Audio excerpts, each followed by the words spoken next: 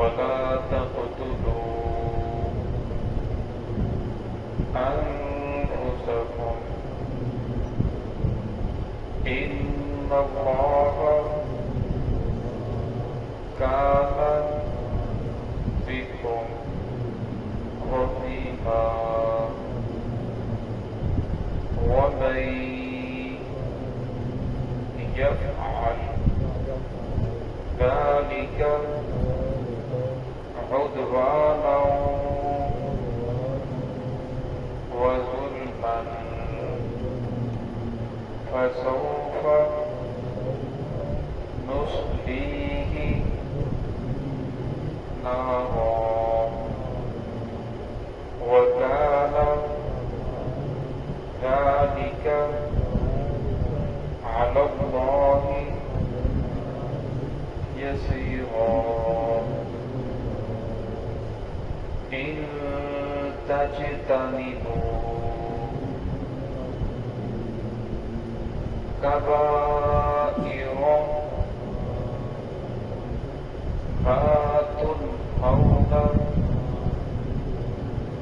عنه نكفر عنكم سيئاتكم وندخلكم مدخلا كريما. بسم الله الرحمن الرحيم. يا أيها الذين آمنوا لا تأكلوا أموالكم بينكم بالباطل إلا أن تكون تجارة عن تراض منكم ولا تقتلوا أنفسكم إن الله كان بكم رحيما ومن يفعل ذلك عدوانا وظلما فسوف نصليه نارا وكان ذلك على الله يسيرا إن تجتنبوا كبائر ما تنهون عنه نكفر عنكم سيئاتكم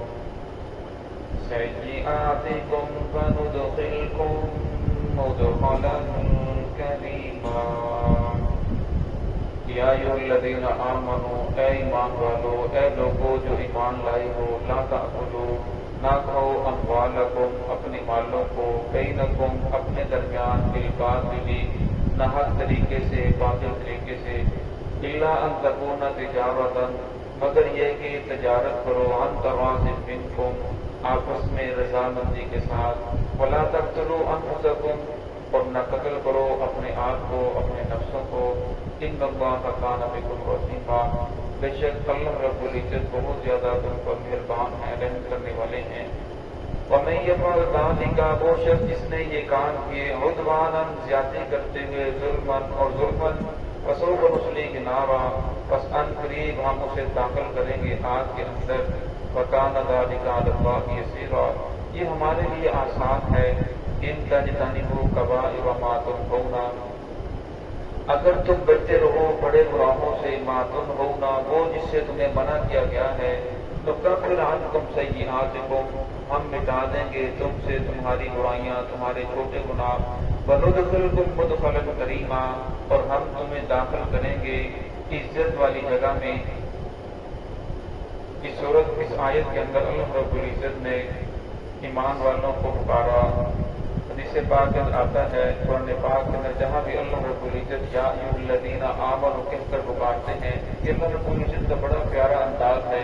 جس طرح باپ اپنے بیٹوں کو پکارتا ہے اے میرے پیارے بیٹے اے میرے لفظ جگر اس طرح اللہ رب العزت بھی مومنوں کو ایمان والوں کو بڑے پیار بڑے انداز سے پکارتے ہیں. یا ایھا الذین آمنوا اے ایمان والو لا تأکلوا اموالکم بینکم بالباطل کہ اپنے مال کو آپس کے اندر ناحق طریقے سے نہ کھاؤ ورنہ اس سے کیا مطلب ہے؟ اس کا ایک مطلب تو یہ ہے کہ اپنے مال ایسے طریقے سے کمایا جائے جس سے اللہ رب المنع فرمایا ہے، مال کو چوری کے ذریعے، ڈاکے کے ذریعے، فراڈ کے ذریعے، دھوکے کے ذریعے، ورنہ اس طرح جو مال آپس میں کھاؤ گے یہ باطل ہے۔ اور دوسرا یہ ہے کہ مال تو اللہ رب العزت نے دے دیا، اب اس مال کو فضول خرچے کے اندر خرچ کر رہا ہے، ایسی چیزوں کے اندر جہاں اسے خرچ نہیں کرنا چاہیے، اللہ رب العزت کی خلاف ورزی کے اس مال کو خرچ کرتا ہے، ورنہ یہ بھی باطل کے اندر آ جائے گا۔ الا ان تکون تجارۃ عن تراض منکم، مگر وہ مال تم کھا سکتے ہو جو تجارت کے ذریعے کمایا جائے آپسی رضامندی کے ساتھ۔ اب آپسی رضامندی کے ساتھ کمایا جائے، آپسی سے یہ وہ چیزیں جائز نہیں ہو جائیں گی جس کے اندر آپسی رضامندی تو ہو لیکن شریعت کی اجازت نہ ہو۔ ہاں شریعت نے ان چیزوں کی اجازت بھی دی ہو، شرعی طور پر ان چیزوں کو کمانا جائز ہو، پھر آپس کے اندر لین دین والوں کی بائی شرح کی رضامندی بھی ہو، تو پھر ان چیزوں کی تجارت کرو، پھر اس سے جو نفع حاصل ہو وہ تمہارے لیے کھانا جائز ہے، اسے تم کھا سکتے ہو، استعمال کر سکتے ہو۔ ہاں دو آدمی متفق ہو جاتے ہیں ایک سود دینے پر دوسرا سود لینے پر، آپسی رضامندی تو ہے لیکن شریعت اس کی اجازت نہیں دیتی۔ اسی طرح کوئی آدمی کسی کو رشوت دیتا ہے تو دونوں آپس کے اندر رضامند تو ہوتے ہیں لیکن شریعت اس کی اجازت نہیں دیتی۔ دینے والا مجبور رضامند ہوتا ہے تو لینے والا بھی رضامند ہوتا ہے، لیکن فرمایا جس چیز کی شریعت اجازت نہ دے اگرچہ آپسی رضامندی بھی ہو تب بھی فرمایا وہ جائز نہیں ہے۔ تو اسی طرح فرمایا ان تراض منکم کہ آپس کے تجارت کرو آپسی رضامندی کے ساتھ، تو تجارت کرنا یہ بھی بہت بڑی عبادت ہے۔ جس طرح کچھ لوگوں کا عقیدہ وہ کہتے ہیں کہ نہیں بس اللہ توکل کر کے بیٹھ جاؤ، یہ غلط ہے۔ توکل کا یہ ہرگز مطلب نہیں ہے کہ انسان ہاتھ پہ ہاتھ رکھ کے بیٹھ جائے کہ بس اللہ رب العزت کھانا بھیجیں گے، اللہ رب المعالج، ایسی بات نہیں ہے۔ اور میں توکل کا مطلب یہ ہے کہ انسان سارے اسباب اختیار کرے، ہل چلائے، بیج ڈالے، پانی دے، اس کی پوری حفاظت کرے، پھر نتیجہ جو ہے وہ رزلٹ اللہ رب العزت کے ذات پہ چھوڑ دے۔ اب اس کے اندر پھل پھول جو درخت ہے، اناج اگانا ہے وہ اللہ رب العزت کے ذات ہے۔ اسی طرح زندگی کا کوئی بھی کام ہو، کسی بھی کام کے اندر انسان کرتا ہے تو پوری محنت کرے، پوری اپنے اوپر پوری جان مارے، پھر اس کے بعد جو ہے اللہ رب العزت کی ذات میں چھوڑ دے۔ تو جس طرح یہ کہنا کہ نہیں توکل کر لے بس اللہ کی ذات میں توکل ہے، اللہ بھیجیں گے، فرمایا یہ سراسر غلط ہے۔ کہ قرآن پاک اس آیے سے بھی اس کی تردید ہوتی ہے۔ اور فرمایا کہ جو لوگ تاجر حضرات ہیں بعض مرتبہ تجارت کے اندر ان کے سے چھوٹی قسمیں بھی بولی جاتی ہیں، غلط بیانی بھی ہو جاتی ہے، اس لیے انہیں چاہیے، ویسے تو ہر آدمی کو صدقہ کرنا چاہیے، ان لوگوں کو صدقے کا زیادہ اہتمام کرنا چاہیے تاکہ جو غلط بیانی ہو جائے یا جھوٹی قسم جو اٹھا لی تو اللہ رب العزت اس کا کفارہ دے دے، اللہ رب اپنی طرف سے اس کا کفارہ ہو جائے۔ وَلَا تَقْتُلُوا أَنفُسَكُمْ، اور میں اپنے آپ کو قتل نہ کرو۔ اس کی دو تفسیریں کی گئی ہیں، ایک تفسیر تو یہ کی گئی کہ اپنے آپ کو بھوک کی وجہ سے کہاں سے کھائیں گے، جس طرح آج کل حالات پیدا ہوئے ہیں تو سننے کے اندر آ رہا ہے فلاں جگہ خودکشی ہوگی، فلاں نے اپنے بچوں کو قتل کر دیا، تو قرآن پاک کی آیت ہے وَلَا تَقْتُلُوا أَوْلَادَكُمْ خشیۃ املاق، کہ بھوک کے ڈر سے اپنے بچوں کو قتل نہ کرو، فقر و فاقہ کے ڈر سے اپنے بچوں کو قتل نہ کرو، کیونکہ رزق دینا تو اللہ رب العزت کا کام ہے۔ وَمَا مِن دَابَّةٍ فِي الْأَرْضِ إِلَّا عَلَى اللَّهِ رِزْقُهَا، فرمایا زمین پر جتنے چلنے والے ہیں، رینگنے والے ہیں، 2 پاؤں والے ہیں، 4 پاؤں والے ہیں، فرمایا تمام کے تمام کا جو رزق ہے وہ اللہ رب العزت کے ذمہ ہے، رزق اللہ رب العزت کی ذات میں دینا ہے۔ ایک اللہ والے کے پاس لوگ جمع ہو کر کے لگے کہ مہنگائی بہت زیادہ ہے، گندم نہیں مل رہی ہے، بہت زیادہ مہنگی ہو چکی ہے، لہٰذا دعا فرمائیں۔ وہ کہنے لگے ہمیں تو کوئی پریشانی نہیں، اگر ایک دانہ 1000 کا بھی ہو جائے ہمیں پھر بھی کوئی پریشانی نہیں۔ لوگ بڑے پریشان تھے، یہ کیسا اللہ والا ہے جس کے پاس دعا کروانے کے لیے نہیں آگے ہمیں اور طرح کی باتیں سنا رہا ہے۔ پھر وہ اللہ والے کہنے لگے کہ ہمارے ذمہ جو کام ہے وہ اللہ کی عبادت کرنا ہے، وَمَا خَلَقْتُ الْجِنَّ وَالْإِنسَ إِلَّا لِيَعْبُدُونِ۔ اللہ رب القرآن پاک میں ارشاد فرماتے ہیں کہ میں نے جنوں اور انسانوں کو اپنی عبادت کے لیے پیدا فرمایا، اور رزق دینا یہ اللہ رب العزت کام ہے، یہ اللہ رب العزت نے ذمہ داری خود اٹھائی ہے کہ ہر جاندار کو رزق پہنچانا یہ میری ذمہ داری ہے۔ اس لیے فرمایا رزق کی وجہ سے پریشان ہو کر اپنے آپ کو قتل کرنا یہ بالکل جائز نہیں ہے۔ حضرت ابو ہریرہ رضی اللہ عنہ کی روایت ہے، فرمایا جس آدمی نے خودکشی کی اور اپنے پیٹ کے اندر کسی آلے کے ذریعے اپنے آپ کو قتل کیا، اس کو اپنے پیٹ کے اندر گھونپا، فرمایا قیامت تک وہ اسی طرح اپنے آپ کو تکلیف دیتا رہے گا، قتل ہوتا رہے گا، پھر زندہ کیا جائے گا، پھر قتل کیا جائے گا، اسی طرح اس کے ساتھ ہوتا رہے گا۔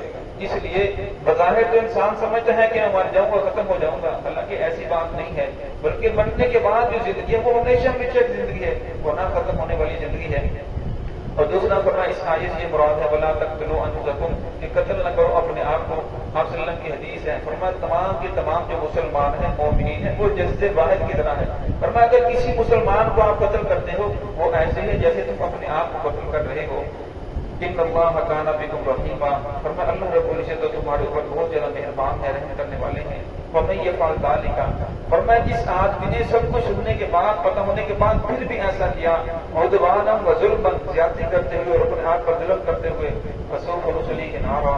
فرمایا ان قریب اسے داخل کیا جائے گا آگ کے اندر.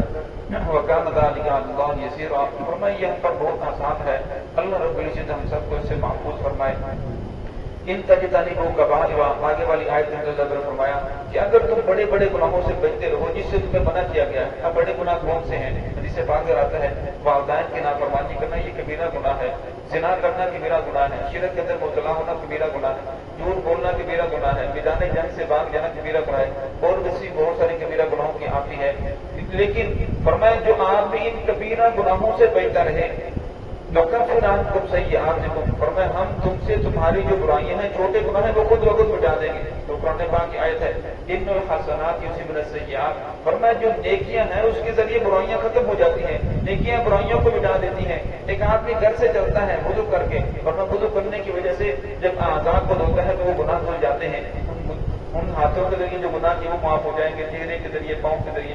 پھر اس کے بعد جب مسجد کی طرف چلے گا تو ہر قدم کے اوپر ایک نیکی ملے گی. ایک اس کی خطا معاف ہوگی. اگر وہ آدمی یہ نیت کر لے کہ مسجد کے اندر اس نیت سے جا رہا ہوں وہاں جا کر قرآن پاک کی ایک آیت سیکھوں گا. فرمایا اگر ایک آیت کی وہ نیت کرتا ہے تو ایک آیت کے بدلے میں اللہ رب العزت ہر قدم پر اسے 700 نیکیاں عطا فرمائیں گے. 700 گناہ معاف کریں گے. 700 درجات بلند کریں گے. اور فرمایا پھر مسجد کے اندر آ کر وہ قرآن پاک کی ایک آیت سیکھتا ہے پھر ساتھ اس کا ترجمہ بھی سیکھ لیتا ہے. فرمایا یہ ترجمہ اور آیت کا مفہوم سمجھنے والا ایک آدمی یہ کر رہا ہے دوسرا آدمی سائڈ پہ کھڑا ہو کر 1000 رکعت نافل پڑھتا ہے. فرمایا ایک آیت سیکھنے والا اس سے افضل ہے. تو فرمایا اللہ رب العزت نے کہ ہم تمہاری برائیوں کو مٹا دیں گے وندخلکم مدخلا کریما. اور ہم تمہیں داخل کریں گے باعث جگہ کے اندر یعنی جنت کے اندر تمہیں داخلہ عطا فرمائیں گے. تو ہے کہ اللہ رب العزت ہمیں بھی انہیں لوگوں کے اندر شامل فرمائے. بسم اللہ الرحمن الرحیم الحمدللہ رب العالمین والعاقبۃ للمتقین. ربنا آتنا فی الدنیا حسنۃ وفی الآخرۃ حسنۃ وقنا عذاب النار. اللهم انت السلام ومنك السلام تبارک یا ذا الجلال والاکرام. لا الہ الا انت سبحانک انی کنت من الظالمین. یا اللہ جو قرآن پاک پڑھا ہے اس کی برکت سے ہم سب کی بخش فرما. یا اللہ اس کی برکت سے تمام کے تمام مسلمانوں کی بخش فرما. یا اللہ مجھے مسلمان کے حال پر رحمت فرما. یا اللہ مجھے مومنوں کی مغفرت فرما. یا اللہ مجھے سمجھے کے گناہوں سے درگزر فرما. یا اللہ جتنے مسلمان پریشان ہیں تمام کی پریشانی فرما. جو مقروض ہیں قرض نصیحت نصیحت عطا فرما. جو بے اولاد ہیں ان پر نیک صالح اولاد نصیب فرما. یا اللہ جن کو تم اولاد نہیں نکلا تو ان کا فرما بردار فرما. رب العالمین جن کے بچیاں بچے جوان ہیں جو ان کے مناسب رشتے عطا فرما. یا اللہ جتنے بھائی بیٹھے ہیں دلوں کے اندر جو حاجات ہے سبھی کی حاجات کو اپنے غیر کی مدد سے پورے فرما. یا اللہ سب کے گھروں کے اندر کاروبار کے اندر کاروبار کی عطا فرما. آپس کے اندر اتفاق اور اتحاد نصیب فرما. رسول اللہ صلی اللہ علیہ وسلم سچی محبت نصیب فرما. حضور صلی اللہ علیہ وسلم کی سنتوں کے تحت گزارنے کی توفیق عطا فرما. قیامت کے دن حضور صلی اللہ علیہ وسلم کی شفاعت نصیب فرما. یا اللہ اس مسجد کو آباد فرما. اہل ٹول کو 5 وقت کا نمازی بنا. رب العالمین ہمیں دین کی صحیح سمجھ عطا فرما. صراط مستقیم پہ چلنے کی توفیق عطا فرما. صلی اللہ تعالی علی خیر خلقہ محمد و آلہ و صحبہ اجمعین.